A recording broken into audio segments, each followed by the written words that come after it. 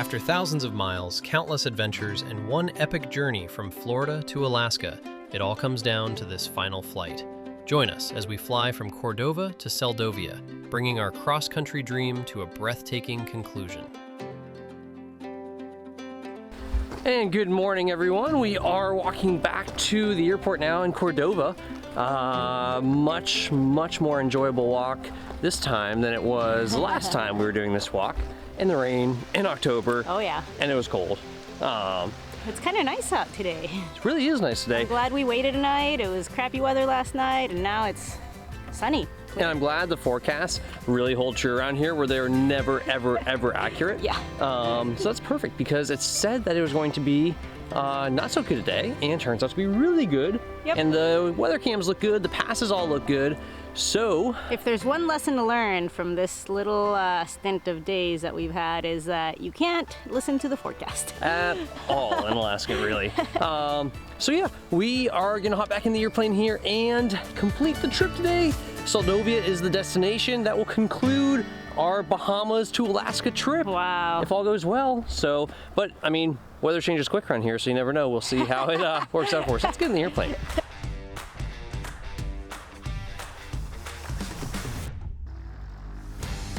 Cordova City, red and white 170 on the roll 24 will be southwestbound. Time to go home, onward to Seldovia. The flight from Cordova to Seldovia, just over 200 miles, about 2.5 hours by the time we zig and zag and fly over some incredible terrain. So beautiful flying over Prince William Sound on a crystal clear day like this, and so beautiful flying over the Harding ice field, seeing all of the glaciers, all of the ice. But I'm pretty sure somewhere along that route things are going to be a little bit more interesting, because although it's beautiful and sunny here in Cordova, it does not quite look the same way in Seldovia. Totally should have swapped the camera to the other wing. Yeah, Those mountains are so different than when we passed through in October. really. Beautiful though. Now I understand why they do heli skiing out of here. Big old playground for it. Oh yeah. This area is really beautiful. It is.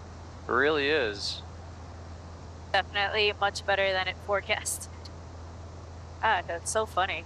Yeah, it's really crazy. Just, Look at that little. I love that little layer just clinging to the Yeah. mountains. It's literally like the clouds grow out of the mountains here. Must be something to do with that airman for mountain obscuration that's been in effect since the Kennedy administration was in office. Never ever goes away. The mountains are always partially obscured. Yeah. Well, welcome to Alaska. Did we sump the tanks after we got fuel? I did. Nice. Good job. Have they still been getting like the cell phone coverage outages periodically, or where Just that one time when I was there in January, Yeah. when the power went out and the internet and everything. I'm glad that temps on cylinder 1 are back to normal. Who knows? Could just be like a piece of dirt or something, you know, causing a little weird airflow pattern or something. Yeah. So that's Prince William Sound, Okay. that we're getting to all these islands where people go shrimping and take their boats, and like a big destination for fishermen, sport fishing. X-Ray Romeo is somewhere in the middle of this ocean. In Prince William Sound. Yeah. Oh man. Looking forward to being in our own bed and Oh my god, I'm so excited. having weird noises. Well, Yeah. Wow, it must be a lot drier right now outside because that carb temp shot right up. yeah. Usually it struggles to get over like 40. On tailwind. Oh, we're still climbing. Yeah, I'm just looking at 84 indicated, 94 ground. That's already a tailwind.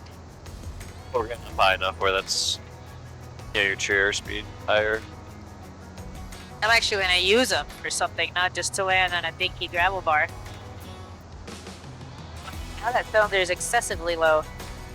Or I mean, just, that's so weird.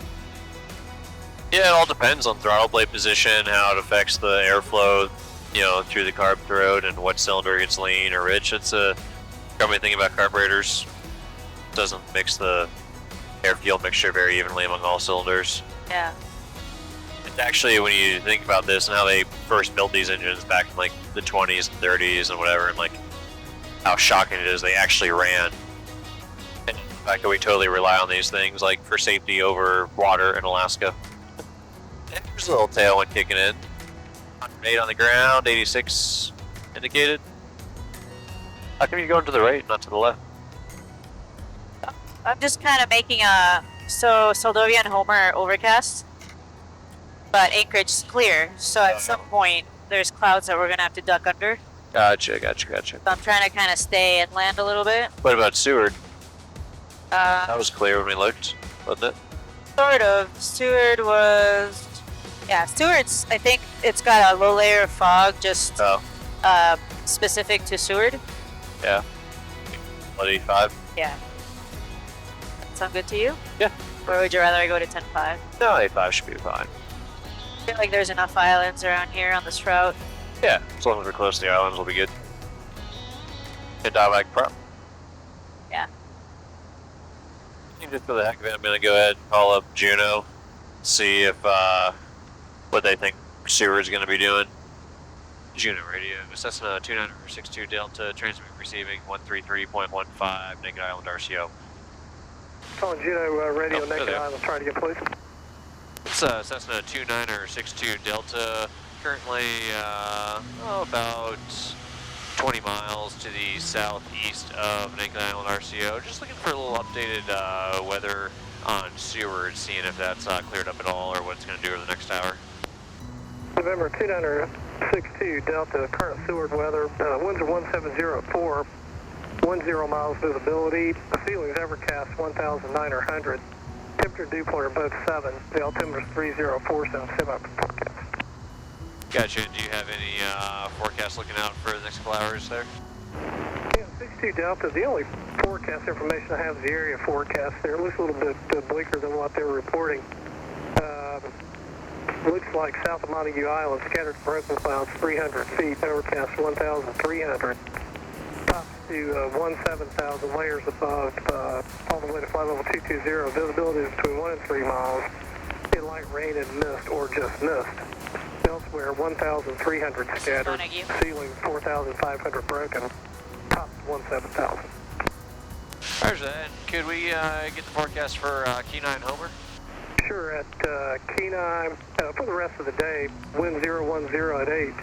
Visibility unrestricted, showers in the vicinity, ceiling broken 4,500.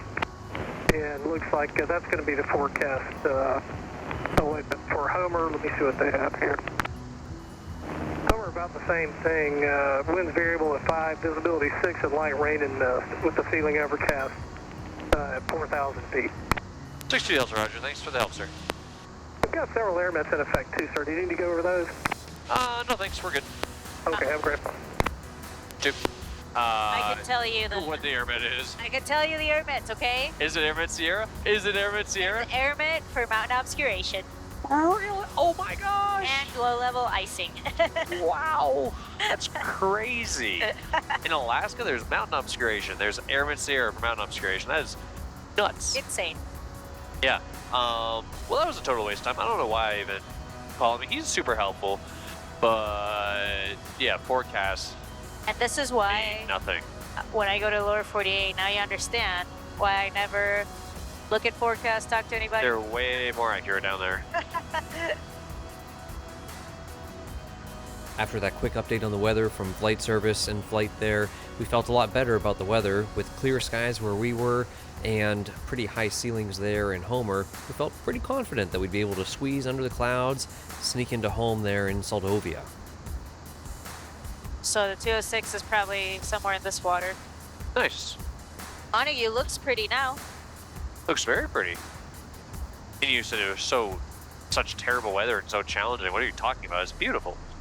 Looks fine. You want your speedo heat on right now? Sure. I'm just testing it. When you leave it on, it makes it harder on your battery to start and harder on the starter. nothing a little piece of paper can't fix with the list on it. What do you think about going in IFR? Yeah, we could to Homer, make an approach, GPS approach runway 22, and then just cancel once we're underneath, or we can just pop through the clouds when we're in Kachemak Bay. And that is a wicked RNAV approach into Seward. Wow, I see more glaciers. pretty cool. I think this would be even more beautiful in a month once the snow melts off. Yeah, Man, the thing is huge there. I bet you that one would calve. really interesting to see frozen ocean water. Yeah. So funny, all the clouds that are just like stuck to the mountains. Clouds grow out of the mountains. Yeah. That's what mountains do. They make clouds. How it works up here. They're cloud making factories. Yeah, Seward is super pretty. I wonder how bad it would suck to crash into the snow. To land out in it. On these tires. I feel like it'd be cushiony. Ooh, I don't think it'd be that cushiony. I think it would be an abrupt stop as you flip over. Kind of question of how slow you could touch down. Try to do a full stall. Full stall, Full and stall then 40 flap uphill. 1 foot over the ground. 2 inches over the ground. Try to do it uphill. Bring the airplane to a stop real fast. I don't know if you do it on downhill or uphill, but it's better off downhill. It's going to stop it really quick anyways in the snow. Maybe it would stop it too quick going uphill, and then the passengers get the G loading and just does more internal damage to you. About like triggering an avalanche. Hey, we made it. What's that rumbling noise? Quick, we just crashed. Get out of the airplane. Oh crap. Get back in the airplane. When are we going to sew that up? I'd like to get a button in there one day. When are we going to go there? Looks like there's a wall. Did Trump build a wall? You want to go there this summer or after the summer? I don't know. We'll have to see how the summer pans out. Maybe in August. The mountains are just so beautiful with those white sheets on them. Oh. Once you get on the other side of the mountains. Yeah. They're calling for all that drizzle, but it just doesn't look like the clouds are very thick, to have a lot of moisture or a lot of rain in them.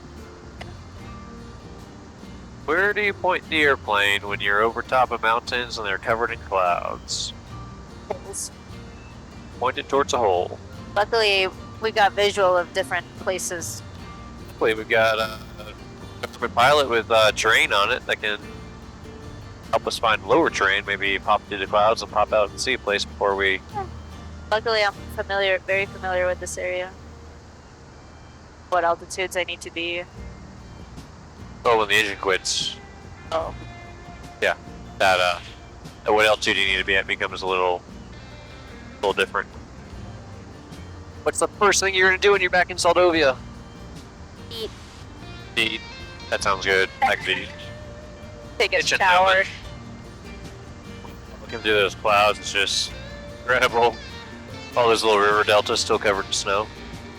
I really want to go see Kachemak soon. See what it looks like.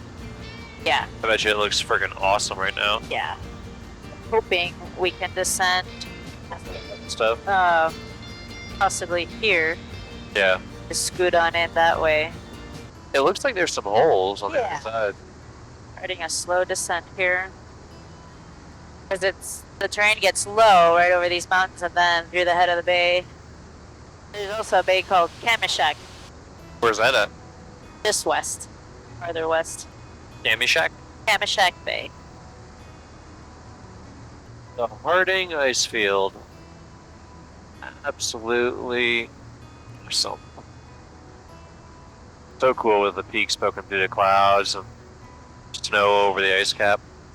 The guy that settled in Paladin Cove like 70 years ago or something, or maybe 60, hiked through this whole ice field to get out there. Can we just fly low down over this glacier and drop in? Yeah, this is the glacier where you said we need to have a picnic Yeah, which one is it? by the Tustamina. What does it have a name or I just called it Tustamina Glacier. I don't know. can you descend on it? Yeah. Oh, you can see the blues. Glacier Blues. This was perfect descending through here. Yeah. The forecast is just not that useful up here. Weather turned out to be just fine. So pretty. I love those blues. Glacier Blues. This would be a cool one to hike. I wonder where on Earth you could possibly land. The clouds. Oh, how I've missed you, Tustamina! Tustamina Lake. There's some spots on the edge of this lake that look landable. Yeah. And Well, the that river scratch delta bar. looks, yeah. Kachemak Bay! We made it! Mostly. Still 20 minutes out. But I think we can say we made it pretty close anyways. So close. So close. Look at that. Those rock formations. Yeah. Carved out by ice. Thea, what are you gonna do when you get to Seldovia? What are you gonna do? She's gonna bark at everybody. I'm back, bitches! This is my town. The Queen of Seldovia is coming back. And we're back to Alaskan VFR. Is that 1 mile clear of clouds? Sure. Oh yeah. Who's taking the landing in Seldovia? Me. Aww. I haven't gotten to land in a while. Yeah, but I've had a bunch of shitty landings in a row. Are you ready to redeem yourself? I want to. You got confidence in you? Wow, is that the spit already? Yeah. Yep. I'm gonna go on the southern shoreline. Cool. Come on, tailwind. Anytime. The Glacier Lake, Which one? where we hike. Oh, yeah. With the not runway down there. Yeah. I don't know if I can land on this beach, the tide, there's debris everywhere. Well, what about that runway over there? What do you think of that? What do you think, Sia? Think Mom should land on the runway? Be a shorter hike to land on that gravel bar further up. Yeah, really. Wow, tons of chunks. Yep. I so want to go swim out to one of those this winter, or this summer. That's my goal, is to swim out to one of those chunks this summer. We could land right up in there, and then it'd be like a half-mile hike. Yeah. Or we should just land and bring the fat bikes. Wasn't that bikeable? That would be awesome. Ah. I need to order a fat bike that's electric. The other fat bike's from Florida. I just realized that. I knew that was gonna happen. Bummer. But I forgot how awesome that glacier is. You can see it calving sometimes. Oh yeah. I've seen it. You should get kayaks and go out there. I always forget the name of this little town. Halibut Cove. Lots of halibut. Not really. I mean, out in the bay there are, yeah. It used to be. Hey, bay traffic, 6 up to Halibut Cove, 1.7 southwest bound. That 60-foot rock? This is Gull Island, and that rock up there is 60-foot rock, the little guy. It's barely even 60 feet tall. But it goes 60 feet deep. Ah. Wow, it's so pretty here. Yep. It's hard to beat Seldovia. Yeah. There's the Gull Island. There's lots of seagulls. And there's thousands of them down there. You can see a bunch of fish schooling too. Yeah, it's like a bird sanctuary. Sure, it smells great. Yeah. Kinda stinky. Homer spit. It's home. Recognize all this. Doesn't feel like that long though, does it? Not really, but it has been. There's where we landed. Yeah. Keown Flats are right down there. That was about 9 months ago. How you doing down there, Sia? How you doing? Oh, do you prefer to be back there? Hang on, stay there. Don't move. Take a little selfie there. Oh, no, you stay. And just like that, we were back in Kachemak Bay, making radio calls on 22.9, flying over all of these spots we had flown over nearly a year earlier when I first came to Alaska. This was April of 2019, and just 10 months prior, in June of 2018, was the first time I had ever set foot in Alaska and flown over this very area, landing on these beaches, gravel bars, hiking in these mountains. And although this was a place that I had only seen for the very first time just 10 months earlier, it felt really like we were coming home. Especially riding the bikes up the road that washed out. Yeah. Did we ever go to Red Mountain? Nope. We never rode more than a mile in Seldovia. Yeah, I really need the fat bike for that road. You're a stinky dog, Sia. Stinky dog. You just survived 70 some hours of flying. Wow. Gonna be 72.8, 73 hours. I was pretty darn close saying What's the tack? Hobbs. I said it was gonna take 72 hours to get from Florida to Alaska, and it took 73 hours on the Hobbs. That is good pre-flight planning right there, because SkyVector, like Steph was saying, only showed 36 hours. You know, but of course that's straight line. That is good flight planning right there. I'm happy with my estimate. Congratulations. You're like, I just don't care. 6 foot rock, 2100 southbound Seldovia. That sounded like you. Bay traffic, 6 to Delta, Barbara, point for Seldovia. What was the name of that girl? I can't remember. She was smoky, or Yeah. you gonna be landing with 30 or 40 flat? Oh, Because there's a dog blocking 40 flat. I guess 30 then. Gia, you're in the way of the flap handle. What do you have to say for yourself? Nothing? You don't care? Okay. 6 Delta, Seldovia, point for 16. Is that Brittany up there? Yeah, what's up? Hey, it's Steph. Just made it home. Nice, how was the flight? It was, lots of different types of weather. But cool. Looks amazing from what you were posting. Yeah, so happy to be back though. Bet. Okay, can you grab Sia or? Alright, Sia, time to come out of the way of the flap handle. Come here. Next to Delta short, final 16, Seldovia. Alright, is she good there? I suppose, yeah. Okay.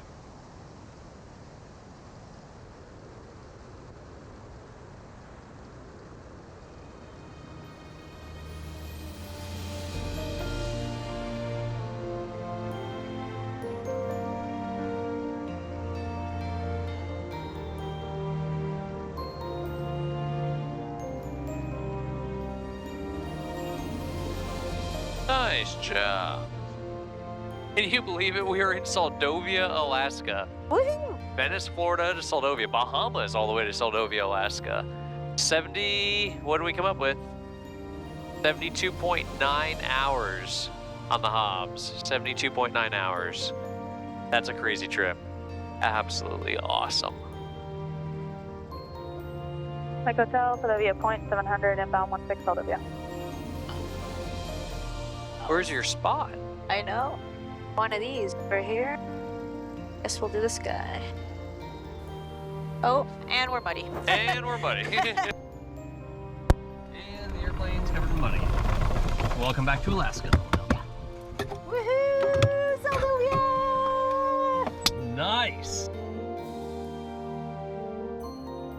This was an amazing end to an epic trip, and if you followed along for the entire adventure, thank you so much, and hopefully you learned a few things along the way and enjoyed the views. If you haven't seen the start of this nearly 50 episodes ago, all starting back in June of 2018, be sure to check out the playlist on the channel and follow along with us all the way from Alaska to Florida, to the Bahamas, and back to Alaska, all over the lower 48. It was an incredible journey, and really, this journey was just getting started. So there's a lot more to come from us flying around in Alaska, a lot more to come from our travels in 2020, 2021, and onward into the future.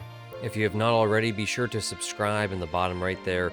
Make sure you click on the bell notification so you get notified as we post new episodes, both on the vlog channel here and educational, to help you learn more about flying, more about destinations that you can see in these little Cessnas, and let us share more of our experiences with you as we fly around all 49 states that we can get to easily in this airplane. Hawaii is a little bit of a challenge, but perhaps that will come on a future episode. As always, guys, thank you so much for watching, and if you cannot fly every day, fly8mikealpha.com, and we'll see you guys in the next one.